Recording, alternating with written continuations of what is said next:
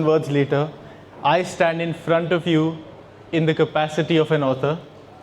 And before I get into all the juice, I would like to rewind a little bit and say a little bit about myself. So I'm Medhansh, I'm an 18-year-old, and I started writing this book at 15, while I also started my startup AceCubing, where we try to beat the attention deficit in children through online courses and offline workshops. Other than that, I'm also a competitive speedcuber with 150 plus trophies being featured in the Hindu front page and News 18. And I'm also the youngest director of FICCI, where I have been interviewed by PTI, ANI, and CNN. So, of course, you might be thinking, what has he done? What is Surrogate Entrepreneur? Surrogate Entrepreneur is anybody, any founder that builds a business just for an exit. It's very similar to someone who does not have any attachment, and it's very similar to someone doing a corporate job. And it's getting increasingly common in the few days that we are in the coming few days. So I wrote a book.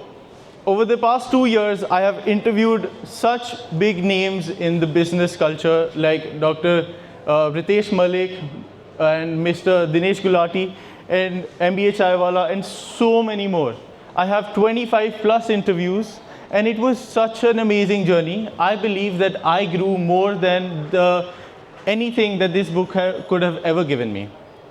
Other than that, till now, this book has gotten advanced praise from people like Mr. Kishore Bayani, who is the founder of Big Bazaar. Then we also have Mr. Dinesh Gulati, who's the co-founder of IndiaMart. Then we have Mr. Ankur Warikoo, who is also a 5-time bestseller.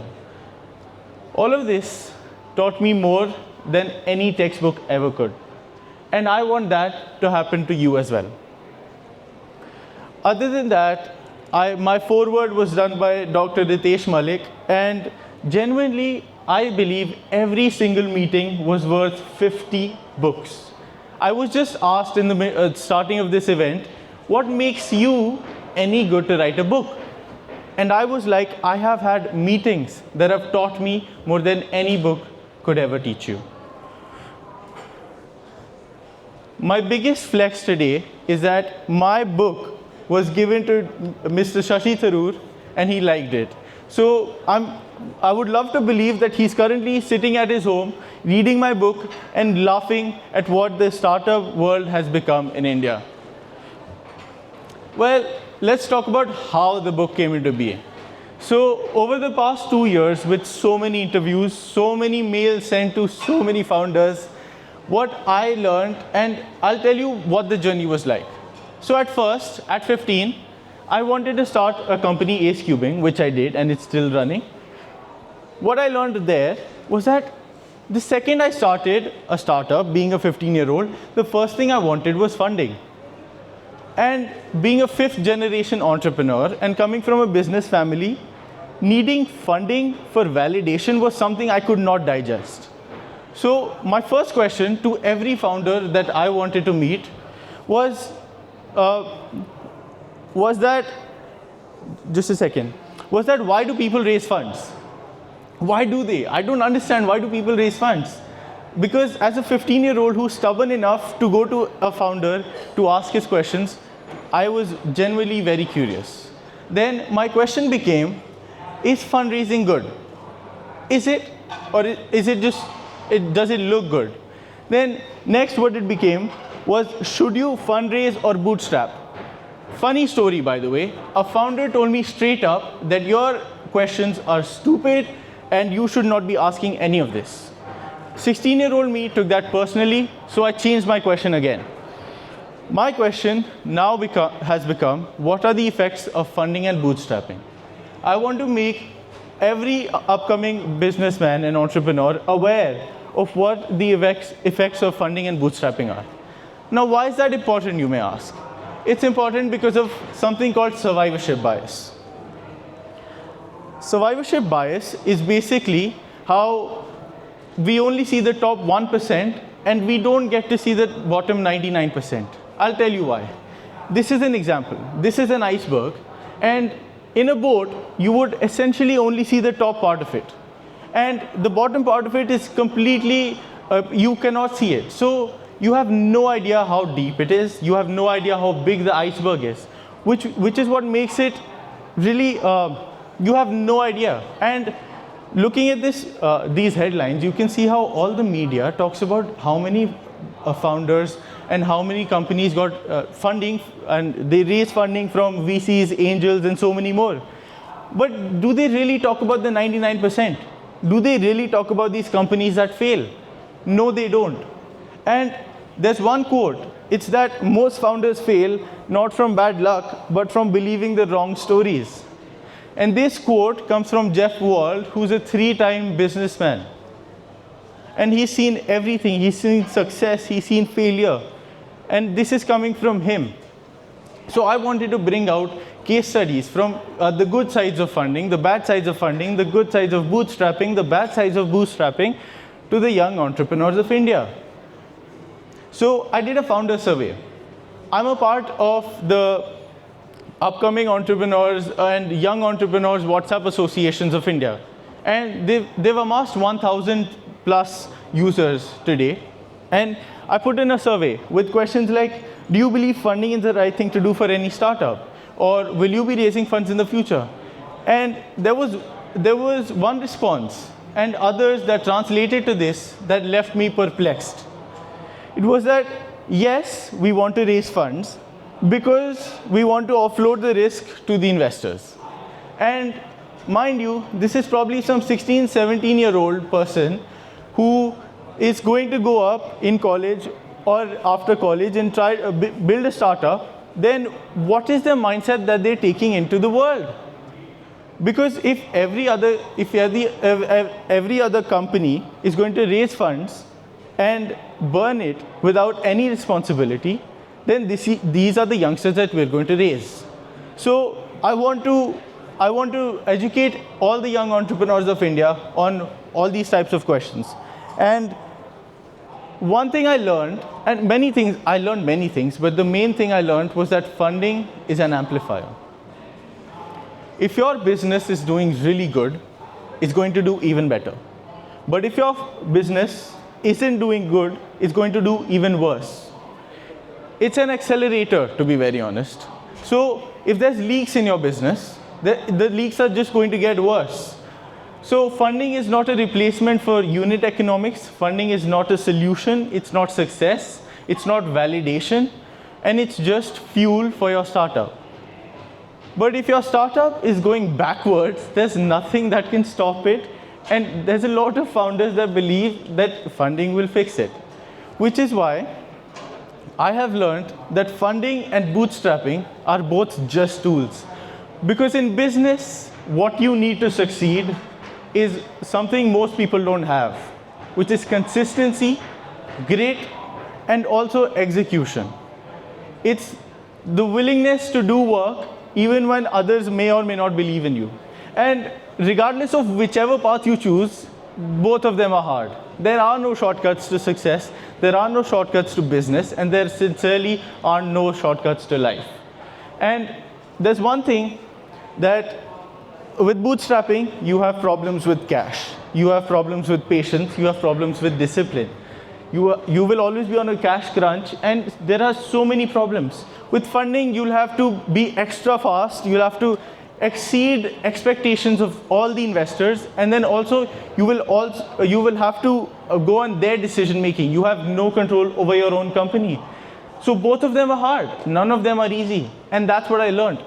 25 plus entrepreneurs that I interviewed from different fields, different companies, different levels of success, and different parts of the world, none of them had the same answer. Because there is no right answer to success. And the people looking for a shortcut, you don't have one. Then there are so many ways that funding affects so many people. Funding affects the founder, funding affects the startup, funding affects the investors, and funding also affects the customers. For founders, we see that they have more pressure, they have lack of control over their own company, And they have so many more expectations from the same investors that want the best for them. But why is that? It's not because investors are evil. It's not because VCs are evil. It's because they want the best for you, because their money is tied to you. And if you believe that you can give the majority of your company to other people and have them do what's best for you and your customers, that's not going to happen. So a general trend that we have seen is that soon founders turn into people that become business-minded or rather than customer-minded. Funny story. I went to Dr. Ritesh Malik, who's the ex-founder. He still has 10%. He's the ex-founder of Innovate. When he sold Innovate off to Oyo, he very well saw that all the extra amenities. So Innovate was a co-working space where you have many different paid amenities, and then there are free amenities that the founder or the owner might want to put for you. So the second Oyo came into the picture, it's a big organization, and they became extremely profit-minded. They removed all the extra plantations, they removed all extra goods, because what they want is profit. But Dr. Ritesh Malik didn't want that. He didn't like it. But there's not a lot he could do, because it was already out of his hand. And that's just a part of business. Next, with customers, this is something happening to all of us on a day-to-day basis. It's something called the honeymoon period and the bait and switch method. It's when founders get funding and they get really happy. They give you discounts, they give you free delivery, they give you everything. And the second the investors start demanding money, you have hidden charges, you have surcharges, you have distance charges, and every single thing you could think of. So now in the process, I'm not naming any companies, but it's called the bait and switch, where you give discounts, you hook the customers, and you already eliminate all the competition, and then you switch on all of your methods. Now this way you kill all of the competition there is, and it just becomes a competition of who has the most money. That's it. But it's just a part of how venture capital works. Now, venture capital is one way of raising funds, and it's also the most common way of getting funds. Something you might want to learn is that venture capital runs in 10-year cycles. They have 10-year cycles plus an extension of 2 to 5 years. In those 10 years, the first 3 to 5 years that we see are an active investment period, where they are looking out for companies, they're investing in other founders, everything. Then the next 2 to 3 years are portfolio management, where they help you, guide you, and accelerate everything that they can to get a good exit before the end of the 10 years, because they have clients to take care of. So in the end, what matters to them is that they get a good return, and what doesn't matter to them is what your customers think of you after those 10 years. But something very important is how you place yourself into the fund cycle. For example, if I have a company, I would want to specifically space it in the first 3 to 5 years of the fund, so I can avail the maximum benefits from them and also not get the same pressure. But now you might be thinking, VCs are so evil. But it's not their fault. Because there's something called the 220 model, and that's how a VC manager makes money. A VC manager is basically just an executive, and they are basically portfolio managers who have to invest in companies and then also manage them while also getting a good exit. So how they themselves make money is something called the 220 model. It's 2% annual fee and 20% carry. So basically, if they don't make any returns, they do not make money. They go home with nothing.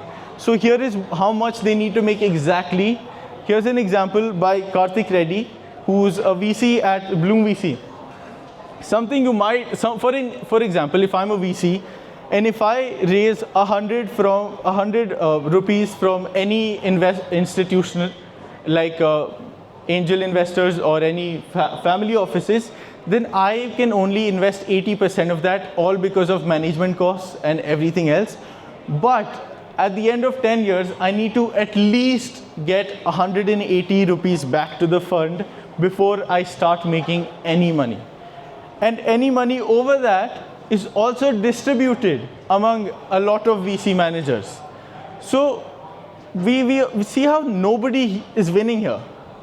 The founder is under pressure. The customers are getting switched and baited and being used for malpractices. Then the VC is not making any money at all. So who's winning? Nobody.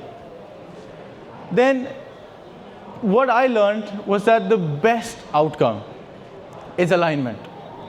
If you want the best outcome for yourself, if you want the highest rate of success, you need to be extremely aligned with your investor, with your customers, and with every other statistic there is. Because if the fund manager doesn't see the same goal as you, and if the fund manager doesn't see the same goal as you, he's going to put a separate burden on you as a founder, and that is not going to make it any better for any of you. Because it's not investor versus the founder. It's investor plus the founder versus the problem. And that's what we fail to see in daily life these days. There are a few myths of entrepreneurship that I've seen in my friends around me, in my founder friends, and also some other people on the internet that I have learned and I have asked the founders. I put all of them in the book, but here are the few most best examples that I thought. The first one is that funding does not equal success. At 15, I really wanted funding because I wanted to be called successful. I wanted to be called validated. I wanted to be called the coolest boy in town. But that's not how it works. Funding is not success, and it doesn't even confirm success. So all the founders looking for a shortcut, funding isn't it. Second is that discounts do not equal demand. When I met the founder of FamPay, Mr. Kush Taneja, he told me that in 2021, they raised India's highest Series A, which was $51 million. And that Series A made him complacent to every single problem there is. They gave extremely high discounts. They gave extremely high royalty points. And what they saw was zero customer loyalty. It's just because discounts does not equal demand. And thankfully, he confessed to this, that if he had not known this, just a bit later, his company would not have been there today. And as a matter of fact, I have 2 debit cards of FamPay in my pocket right now that I'm willing to use, because FamPay is a very successful company and they are still running because they have learned from their mistakes. They have learned that discounts do not equal demand. They have learned that you need to build a good company with product market fit, that needs customers that are willing to be there for you. And as a matter of fact, FamPay also saw a lot of regulatory problems in 2023 and 24, which were also defeated by their loyal consumer base that they built. So there are so many factors to it. You just have to pick whichever one works for you. The third one is that fast does not equal lasting. And my favorite quote here is that what comes fast won't last, and what lasts won't come fast. And the best part about this is that nothing natural, nothing sustainable is ever fast. If you want to build a good body, you need to work out at the gym for a very long time. And just getting steroids won't help you, because the second you're off the steroids, it's going to mess up with all of your gains. If you see a huge rise in stock market prices, it's going to be down the very next day or sometime sooner, because surges don't last and they are not natural. So what is fast may or may not be lasting. What matters is the other statistics, like the product market fit of yours, the unit economics, and so many more things. Then there are a few questions that I've made up for every founder to ask themselves before they want to raise any funding or even consider to raise any funding, which is fundraising for scale or less responsibility. This is really important. Coming from that one Google form response that I got from that 17-year-old founder, I was really perplexed, because imagine what that investor might be thinking. Okay, I have a young founder with a great idea, what possibly could go wrong? But the thing is, that founder is set out against the investor himself. And that is never going to work out because they are a team.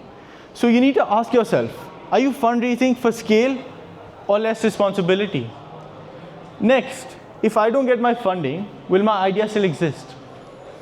Other than some extremely special cases, if your company doesn't get funding and it doesn't last, then it wasn't meant to be. Any idea that is good, that has market demand, should not require funding to survive. And it should only require it as fuel for their car. Best part is, in the book, what my favorite analogy is that I treat a company as a rocket. A rocket set out for another planet, where we see funding is the fuel. And in the start, the launch is always the heaviest, because whenever launching a company, it's extremely cash heavy. And after that, once you're on a trajectory, you need to inject that fuel and use it at a place where you're still in trajectory, and make sure you are at the same right momentum that you need to be to reach the destination. And what matters is that funding is just fuel. Funding is nothing more than fuel, and if you use it the wrong way, if you burn it too fast, if you burn it too slow, you will always end up with problems. Next question is that, do I need investors or do I need validation? That 15-year-old part of me really wanted. Hindi में आप दिल्ली क्षेत्र में हैं, हिंदी क्षेत्र में नहीं हैं आप। सर ये हमारी संस्कृति है। हाँ, और संस्कृति मंत्रालय। ठीक है। हिंदी में नहीं, ये गलत बात है। हम हिंदी का कोई अपमान करेगा, छोड़ेंगे नहीं। अपमान कर रहे हैं, क्यों नहीं? दिल्ली में रहकर क्यों दिल्ली में बोल रहे हैं? आप क्यों लिखते हो? ये आप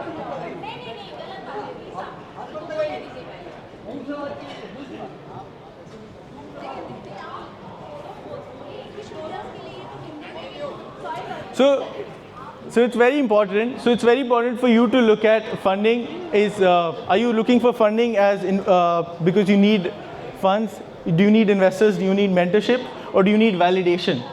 And that 15-year-old part of me that just wanted funding for validation for being called a success, this one's for him. Next is my idea fundable or is it fund dependent?